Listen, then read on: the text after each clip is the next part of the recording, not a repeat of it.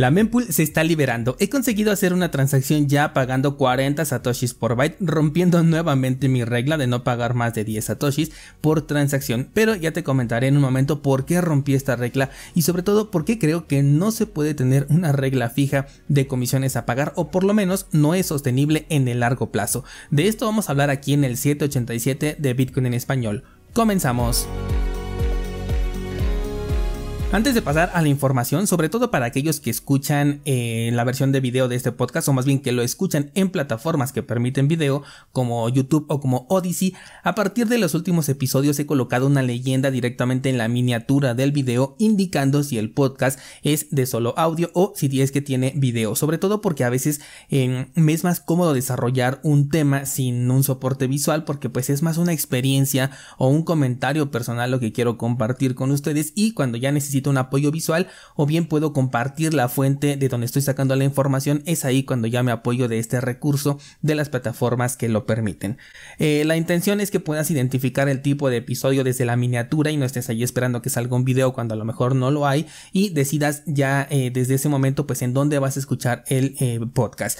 Mi sugerencia es que si es en solo audio, bueno, pues lo escuches directamente en Fontime, porque puedes ir ganando satoshis mientras lo escuchas, que es una cantidad muy pequeña, sí lo es, pero algo es algo, y sobre todo no estamos hablando de que te están regalando una altcoin, sino que son satoshis reales. Vale, pues fuera de introducción, hay varias cosas con las que he estado practicando la semana pasada, investigando, conociendo. De hecho no creo poder mencionar todas en este episodio, pero bueno, ya te voy a ir contando poco a poco todo lo nuevo que he ido aprendiendo. A ver, para empezar con el tema de Lightning Network, vamos a darle seguimiento a este punto. Actualmente sigo con problemas para sacar mis fondos de Wallet of Satoshi. Me escribió un descentralizado, dijo que había conseguido mover más de $80 sin problema. Lo que no le pregunté fue hacia dónde los movió, y eso ya lo supe. Bueno, se me ocurrió esta pregunta después, porque no sé, 10 minutos después de haber leído el comentario del descentralizado, intenté sacar mis fondos y no pude. Me hice después otra cuenta con Wallet of Satoshi, o sea, de la misma cartera, hice una transacción entre estas y ahí sí que lo movió al instante.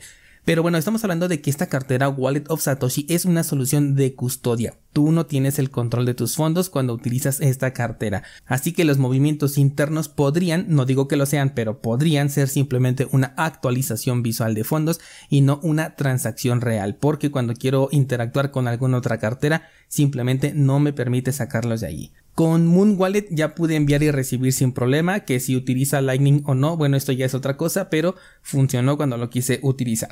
Bien, pues el viernes te comentaba que Lightning no ha pasado la prueba de la congestión en la cadena porque pues no fue efectivo cuando más se le necesitó, y esto me dejó muchas cosas en qué pensar. Por ejemplo, que la gente realmente sí está adoptando Lightning al grado de que los canales y los nodos ya no se dieron abasto con el balance depositado, por lo que tuvieron que recurrir a abrir nuevos canales. Pero como para abrir estos nuevos canales se requiere de una transacción on-chain con Bitcoin, es ahí donde todo se congestionó. Al exceder la demanda de transacciones al balance que tenían los canales, muchos de estos se terminaron cerrando de manera forzosa. Por si no lo sabes, esto genera una comisión, bueno, más que una comisión, genera una penalización bastante significativa, al grado de que muchos que tienen canales abiertos prefirieron incrementar las comisiones en sus propios canales, de tal modo que esto se veía reflejado en las transacciones de los usuarios, que se preguntaban cómo es posible que utilizando Lightning Network tenga que pagar una comisión tan alta. Aquí es donde viene algo un poquito complicado de explicar, y es que la red de Lightning en sus transacciones no depende de la capa principal, por eso es que puede funcionar de manera rápida, pero si no tiene una liquidez suficiente dentro de los canales de pago, en un momento de saturación es necesario incrementar ese balance y los canales, y esto se hace a través de una transacción on-chain. Ahí es donde ya se vuelve dependiente de la capa principal. Y bueno, a pesar de que el crecimiento del uso de Lightning ha sido exponencial, el balance disponible no ha sido suficiente para satisfacer la necesidad de las transacciones de las personas que querían hacerlo. Y como la gran mayoría utilizan entidades centralizadas sin abrir sus propios canales, bueno, pues es que terminan dependiendo de la aplicación que están utilizando. Incluso con mi propio nodo yo no podía hacer transacciones, también te lo comenté la semana pasada, ni siquiera de entrada, o sea, no podía yo enviarle satoshis a mi propia cartera porque me pedía que la contraparte de mi canal, que en este caso es Bitrefill, aportara también cierta cantidad de satoshis para que yo le pudiera enviar de manera externa más Bitcoin. Esto me pareció un poquito incongruente porque pues finalmente se supone que es mi cartera, pero bueno, no me lo permitió. Y precisamente esta fue la razón por la que en cuanto vi que las comisiones se medio normalizaron, decidí cerrar mi canal con Bitrefill porque vi que no me estaba aportando ningún beneficio adicional, sobre todo porque no tengo una comunicación directa con Bitrefill ni tampoco tengo una interacción regular con ellos. Sí los llego a utilizar, pero tampoco es como que a cada rato lo esté utilizando. De hecho me convendría más tenerlo con LNP2P Bot, pero como tuve un problema hace un par de meses no lo he vuelto a intentar, así que creo que viene siendo el momento. Por eso es que decidí pagar estos 40 satoshis por byte por una transacción que era la del cierre de mi canal, que para las comisiones que hemos visto recientemente, bueno, pues me pareció una comisión razonable. Actualmente esa transacción se minó en el primer bloque luego, porque obviamente revisé esto antes de, y bueno, por el momento no tengo ningún otro canal abierto. Mi presentimiento, como te comenté el viernes, es que la solución generalizada y sencilla para esto va a venir de la mano de la centralización en el uso de Lightning Network, ya que la gran mayoría va a elegir esa cartera que no se va a trabar cuando exista una congestión en lugar de estar abriendo canales. Porque seamos sinceros, esto de Lightning no es algo sencillo de llevar a cabo.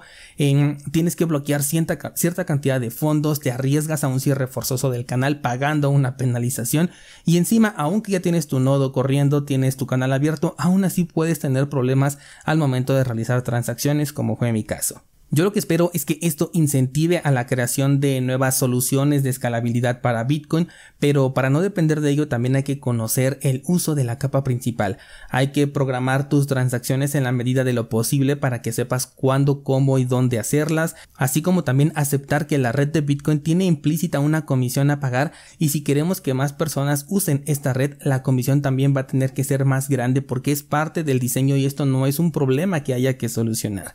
Por otro lado, las comisiones de segunda capa, al menos hasta el momento, tampoco pueden mantener sus comisiones intactas cuando de cierta parte siguen dependiendo de una transacción on-chain para incrementar el balance disponible, lo cual también es parte del diseño para que esté ligado realmente a Bitcoin, por lo que sí va a seguir siendo una posible solución que va a ser más económica, pero no esperes que todo el tiempo se pague un satoshi por byte en Lightning Network porque estas comisiones también van a ser volátiles, también pueden incrementar en momentos de congestión en la red de Bitcoin, pero por ejemplo si on-chain tu transacción tendría que pagar, no lo sé, $70 en la red de Lightning Network, podría bajar a lo mejor a $4 o $5. Ese sería un ejemplo al aire de la diferencia que existiría entre utilizar la primera o la segunda capa. Va a ser una diferencia bastante grande, pero también va a ser bastante grande el incremento de comisión en momentos de congestión en la red, al menos bajo el diseño que tenemos actualmente. Desviándonos un poquito del tema, es bien sabido que todo este gran problema se originó a raíz de las transacciones que realizan inscripciones en la cadena. Hace un par de semanas te compartí mi experiencia fallida creando un BRC20 y digo fallida porque me quedé en la inscripción en la cadena pero no pude llegar a este supuesto token. Estuve analizando más de cerca todo esto y me llevé una enorme sorpresa y no de las buenas, y es que no sé si de verdad hay gente que considera que esto puede tener alguna clase de utilidad o bien hay hilos manejando este FOMO por las shitcoins en cualquier cadena, incluyendo ya la de Bitcoin, y lamentablemente creo que esta segunda opción es la que está ocurriendo porque son ellos los que mueven una enorme cantidad de dinero para atraer a los novatos y formar de esta manera un esquema piramidal. Y es que los BRC20 no tienen ningún sentido descentralizado, de verdad ninguno. O sea, creo que si no les hubieran puesto este nombre de tokens BRC20, incluso la fuerza que hubieran tenido sería mucho menor, porque no tienen nada que ver con los tokens de Ethereum. No son programables, no son realmente transferibles, es más, ni siquiera existen. Te acordarás de cuando hablé de los ordinals y de cómo para poder interactuar con ellos se requería de un pensamiento colectivo imaginario, porque el desarrollador había creado una forma específica de ordenar los satoshis, forma que no existe, no es real, no es verificable por un nodo, pero si te lo crees porque una página web es programada para, entre comillas, identificar toda esta información, entonces puedes interactuar con ello, pero solo con aquellos que tengan esa misma creencia, porque para una persona que no la comparta esa transacción simplemente o ese token no existe. Bueno, pues los BRC20 llevan esto de la creencia colectiva a un siguiente nivel porque ni siquiera se genera un token real. Son transacciones hechas con Bitcoin que se les agrega un pequeño texto y hay un intermediario que se dedica a contar, identificar y mostrar los supuestos tokens. Sin este intermediario y sus conteos, los BRC20 simplemente no existirían. Lo único que es verificable es una transacción de Bitcoin común y corriente como cualquier otra que se puede ver en la cadena. Y no sé si recuerdas, pero te comenté que cuando yo hice mi experimento había dos opciones, una que decía mintear y la otra que decía desplegar. Como yo no supe qué significaba cada uno de ellos, hice los dos. Bueno, pues resulta que estos supuestos tokens lo que hacen es agregar ese estatus en el código de la transacción. Mint para mintear y deploy para desplegar. Aparte tenemos un tercero que es transfer para obviamente transferir. Bien, cuando tú quieres vender un token BRC20 lo que haces es crear un transfer el cual se coloca digamos en el marketplace. Y quien lo compra lo que está adquiriendo es una línea de código que dice que alguien desplegó cierta cantidad de tokens de los cuales mintearon otra cantidad y después establecieron como transfer una tercera cantidad. Sí, yo sé que esto está enredado, a lo mejor no me entendiste. A ver, imaginemos que los tokens son boletos físicos, ¿vale? Primero pagas y te dan un boleto que dice 1000, después vuelves a pagar y te dan otro boleto que dice 100. Esto significa que creaste un token, le pusiste un nombre y de este token pueden haber 1000 unidades de circulante total. De ese circulante total ahora eres poseedor de 100, por eso tienes dos boletos, uno de 1000 que dice cuántos va a haber en total y uno de 100 que dice cuántos tienes tú en ese momento. Pero cualquier otra persona puede estar creando más mientras no se pase de 1000 porque digamos que esa es la restricción que tú le pusiste al crearlo. Finalmente te dan un tercer boleto físico y este boleto dice 20. Este corresponde a la cantidad que tú quieres vender.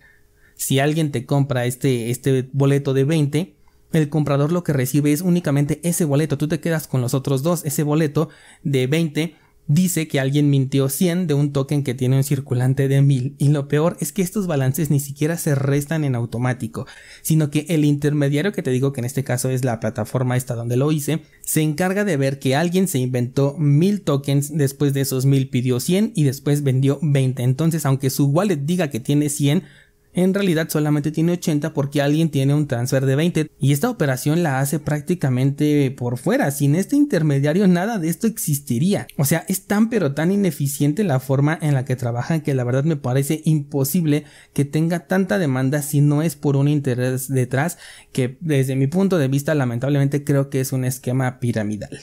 En fin, esto es parte de lo que he aprendido y experimentado en esta última semana. De verdad que lo que me voló la cabeza fue esto cuando fui entendiendo cómo funcionan estos supuestos tokens BRC20, que la verdad ya no les tengo ninguna clase de confianza.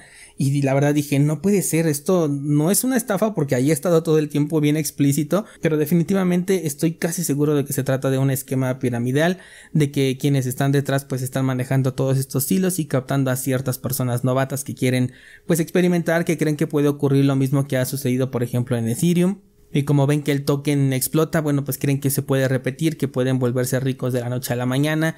Y aunque es probable que existan ciertos casos en los que alguien sí corra con esta suerte, sería pues prácticamente el equivalente a la lotería. No es nada seguro y quienes sí van a ganar son las personas que venden los boletos. Eso sería todo por el día de hoy. Muchas gracias y hasta mañana.